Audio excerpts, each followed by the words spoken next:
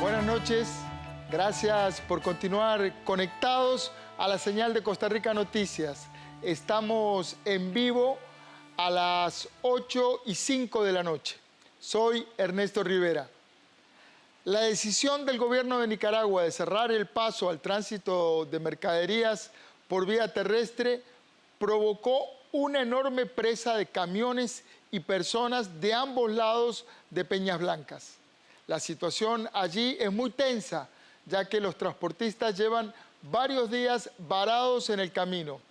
La periodista María Fernanda Cruz, del medio La Voz de Guanacaste, está en la zona y la invité para conversar cómo se vive este bloqueo y también para hablar de cómo se hace periodismo desde Guanacaste con aliento local y espíritu nacional. Buenas noches, María Fernanda. Bienvenida al set de Costa Rica Noticias. Gracias, Ernesto. Es un honor para mí compartir un ratito con usted y con la gente que nos está acompañando hoy en la noche. María Fernanda, primero una precisión. Usted está ahora en Nicoya, pero estuvo hoy recorriendo las filas de camiones y hablando con la gente de allá. ¿Cómo está el ánimo y la salud de los transportistas que ya llevan varios días en estas filas? Sí, el ánimo es bastante tenso. Ellos tienen bastantes ganas de hablar y de contar sus historias. Hay personas que han pasado ahí hasta 10 días. Conversamos con algunos transportistas guatemaltecos que están de primeros en la fila y llevan 10 días ahí. Otras personas llevan 6 días, otros, los que están más atrás, llegaron anoche. Están muy cansados, están exhaustos, los calores son muy fuertes en la zona de la Cruz. Ahí estamos viendo donde están cocinando. Ellos andan siempre en unas cocinitas, ¿verdad? Son personas que tienen mucha paciencia porque están acostumbradas a esperar, pero también son personas que ya después de 10 días, pues obviamente están cansadas y a la espera de que los gobiernos logren ponerse de acuerdo y tomar decisiones para mejorar la situación.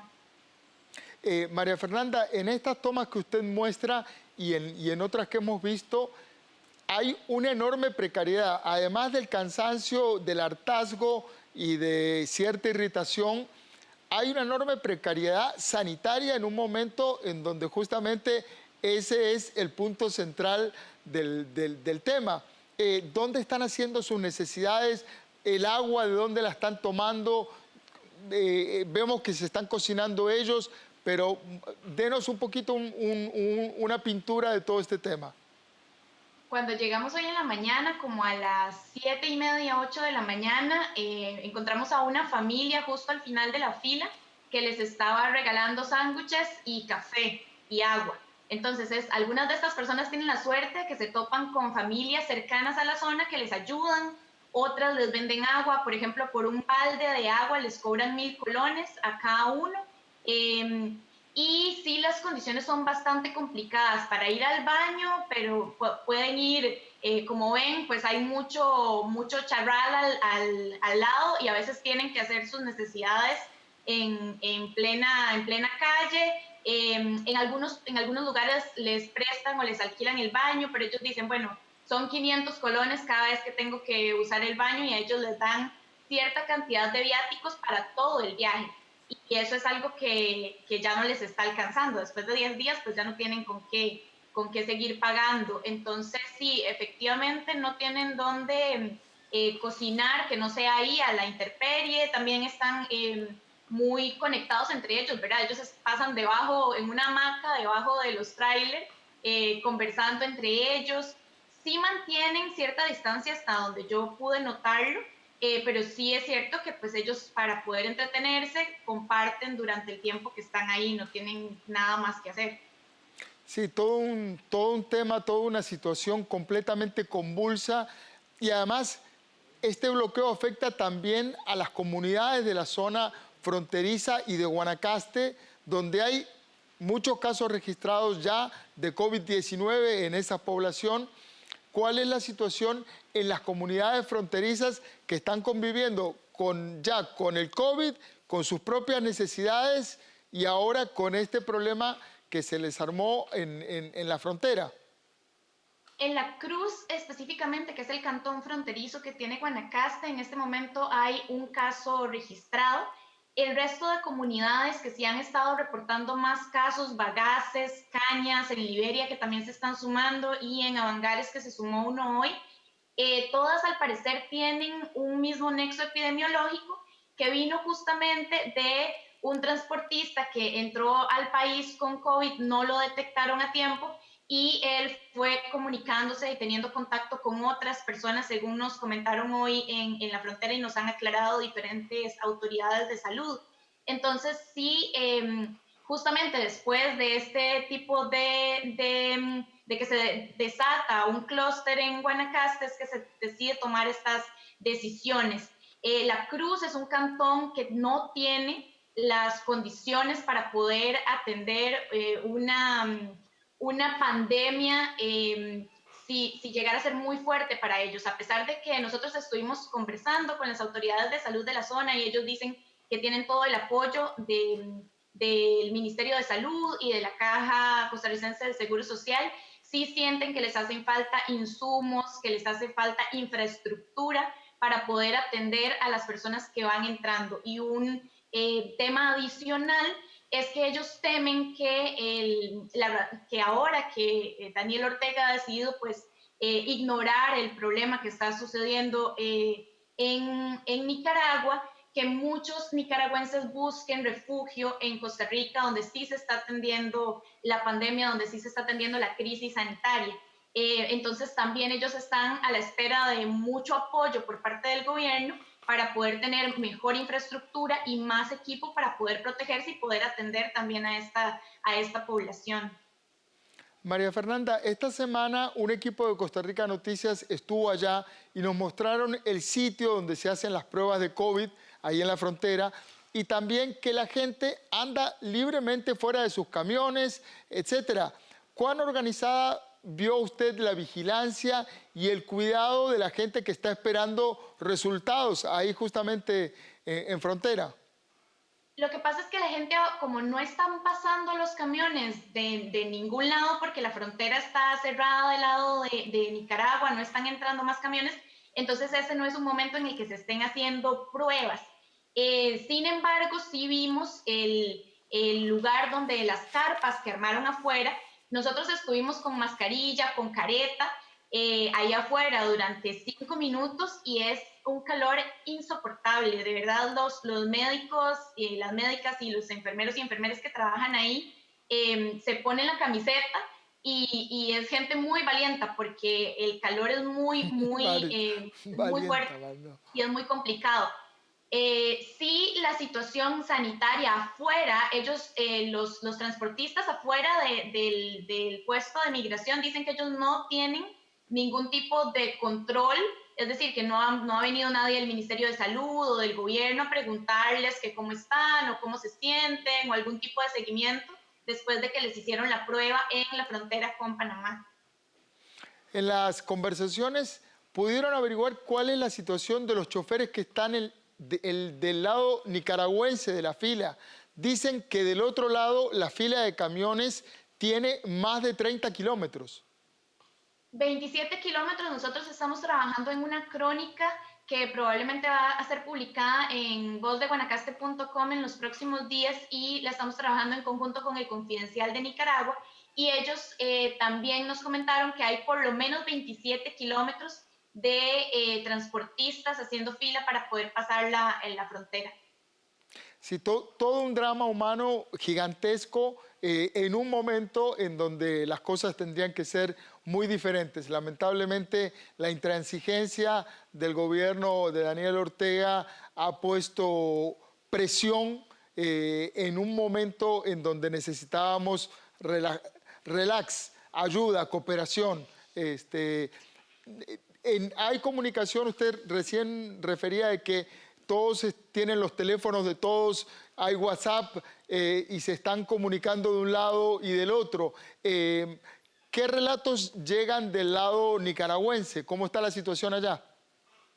Muchos de las personas con las que hablamos habían entrado cuando todavía había paso hacia Costa Rica libremente, pasaron por Nicaragua, llegaron hasta Costa Rica, dejaron su mercancía en Panamá o dejaron su mercancía en Costa Rica y están de vuelta. Entonces ellos nos contaban que la situación en Nicaragua sí es muy diferente a la que ellos están viendo acá, que había festivales por todo lado, que las personas se reúnen y hay, digamos que un clima de negocio usual. En la calle las personas se mantienen trabajando de la misma manera que antes y eso fue un poco el llamado del gobierno de Nicaragua a que se mantuviera el trabajo y que se combatía el COVID rechazándolo en la calle de alguna forma. Esa también fue como uno de los mensajes que dio el gobierno. Sin embargo, algo muy interesante es que la mayoría de los transportistas con los que nosotros conversamos no creen que sea el gobierno de Nicaragua el que tiene la culpa de la situación de ellos. Ellos se sienten apoyados en este momento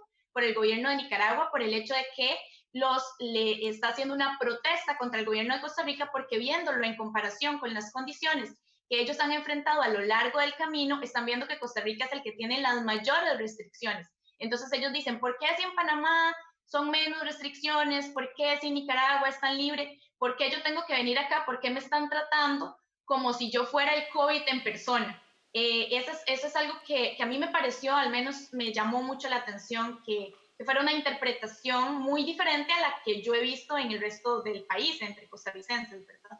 Claro, el gobierno de Costa Rica es el que está tallándolos, por decirlo con un lenguaje popular, y claro, se sienten limitados.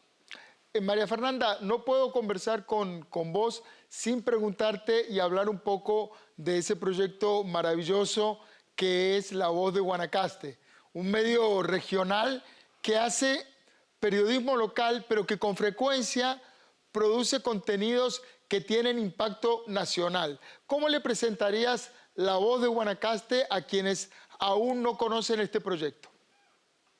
La Voz de Guanacaste es uno de los medios de comunicación locales que se está encargando de hacer periodismo de investigación. Pocos medios locales en el país o regionales que se dedican a las provincias que están fuera del gran área metropolitana se dedican a hacer investigaciones sobre derechos humanos, fact-checking, periodismo de soluciones. Es un medio de comunicación muy innovador al que yo llegué hace 4 años y me sumé a este proyecto como jefa de redacción, pero que es un equipo humano de en este momento 10 personas que trabajamos todos los días con uñas y dientes y haciendo de los pocos recursos que tenemos, sacando el mayor provecho posible. Es una organización sin fines de lucro que se mantiene por medio de donaciones. Eso es otro de los elementos diferenciadores de La Voz de Guanacaste, que no es un negocio, nosotros no hacemos periodismo para vender anuncios, más bien hacemos periodismo de servicio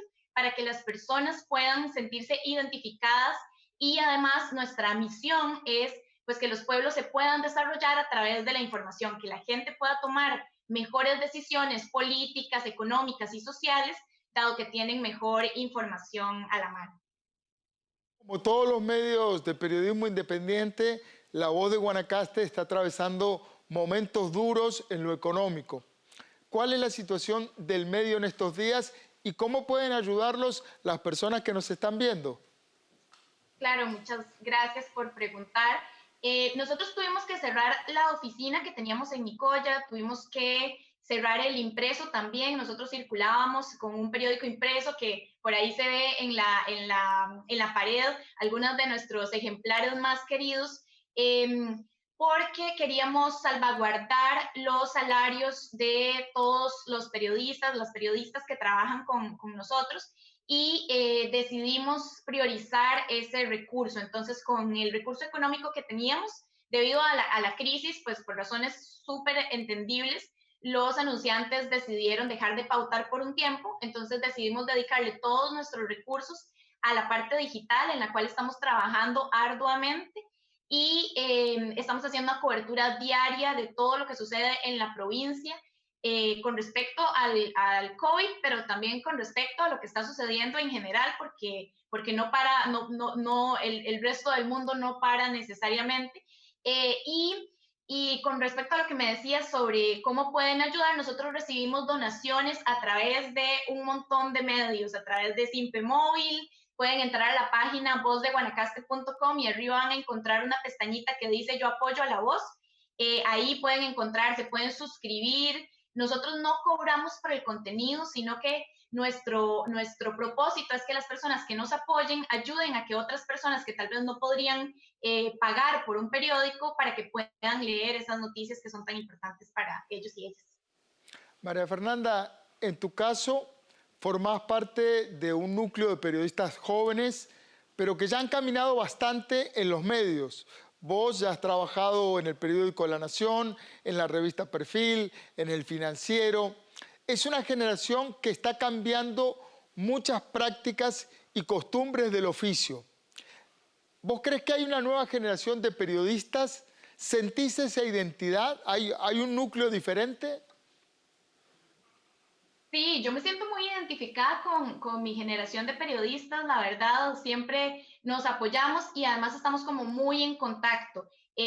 No voy a mencionar a ninguno porque la verdad es que se me ocurren un montón de nombres y no quisiera dejar a nadie por fuera, pero hay gente que está incursionando en periodismo de datos, en periodismo investigativo, en periodismo narrativo de maneras muy interesantes, que tienen muy buenas ideas y que creo que se pueden potenciar muchísimo si lográramos tener un núcleo también emprendedor en periodismo, si lográramos que esta pasión que nosotros, con la que nosotros vivimos el periodismo se pueda transformar también en empresas independientes de periodismo que se mantengan a través de del apoyo del público. Yo creo que esa es la única forma de que el periodismo sobreviva hoy en día y creo que estamos, cuando la gente a veces dice que se siente desesperanzada del periodismo nacional es porque tal vez están desperdiciando sus clics y están desperdiciando dónde ponen su atención, porque hay medios de comunicación y hay sobre todo algunos nombres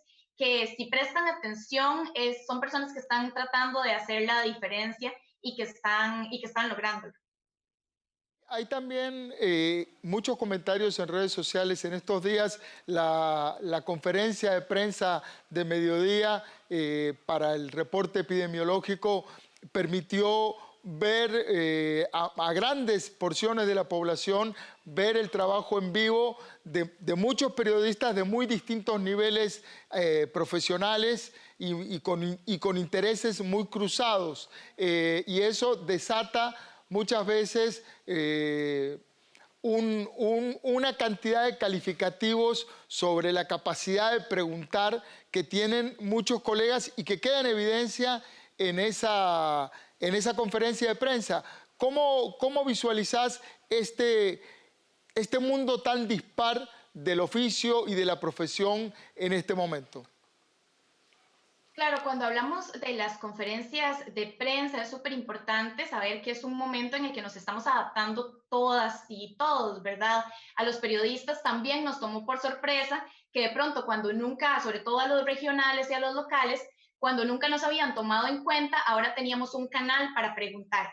Y creo que es un muy buen momento para que comencemos a prestar atención a esos medios de comunicación que están buscando ayudar a su gente, porque todos ellos tienen un público, ¿verdad? Sean sitios en Facebook o sitios web ya constituidos, organizaciones realmente constituidas, todas tienen un público, entonces prestarles atención, saber si lo que está detrás de esa información que están solicitando es informar a su pueblo o es generar noticias que van a satisfacer las necesidades de la población, creo que es un excelente momento para que veamos dónde están esas personas que están interesadas y las atraigamos hacia hacer un mucho mejor periodismo del que estamos haciendo en el país. Entonces, yo más allá de ver que podrían estar haciendo preguntas que para criterios periodísticos universitarios tal vez no sea la mejor manera de preguntar, creo que más bien es un momento en el que hay que prestarle atención a quienes están interesados en generar información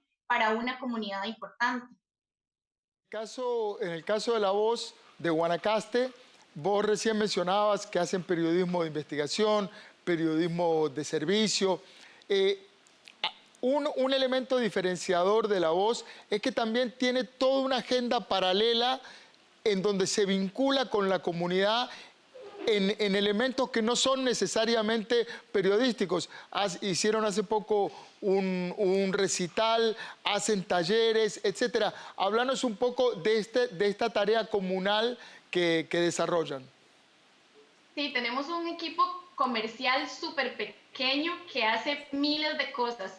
Entonces se dedica mucho a la cultura, a fomentar la cultura guanacasteca. Y aunque tal vez podríamos pensar que eso no es necesariamente periodismo, a veces yo siento que es otra forma de hacer periodismo, porque logramos generar una conexión con las comunidades que no necesariamente se logran a través de un periódico. Entonces hacemos algunas veces, bueno, cuando teníamos la oficina, hacíamos cine en la oficina, para recaudar fondos vendíamos hot dogs y palomitas y la gente llegaba y se sentaba junta, bueno, algo que ahora es un poco impensable, pero nos sentábamos todos juntos a ver una película nacional, después la comentábamos o teníamos un conversatorio.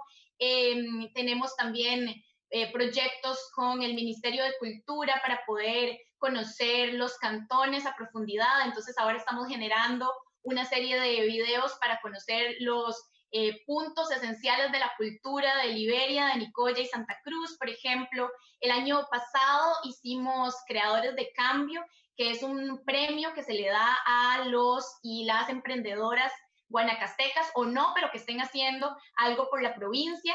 Y esos son el tipo de actividades que generamos para tener esa conexión con la comunidad, porque nuestra forma de ver el periodismo es que si logramos generar este enganche con nuestra comunidad, pues también vamos a tener mejores insumos para poder contar sus historias. Y es que al final de cuentas lo que queremos es prestar un micrófono para que estas personas puedan expresarse y poder dar a conocer las historias que son tan importantes y que tenemos como seres humanos y como comunidades. Periodismo, expresión, trabajo en la comunidad, vocación. Muchísimas gracias a vos y a través tuyo a todos los colegas de La Voz de Guanacaste por marcar una tendencia. En Costa Rica, los periódicos locales siempre han existido, pero siempre puestos en ese lugar y con poca capacidad de trascender más allá de sus entornos.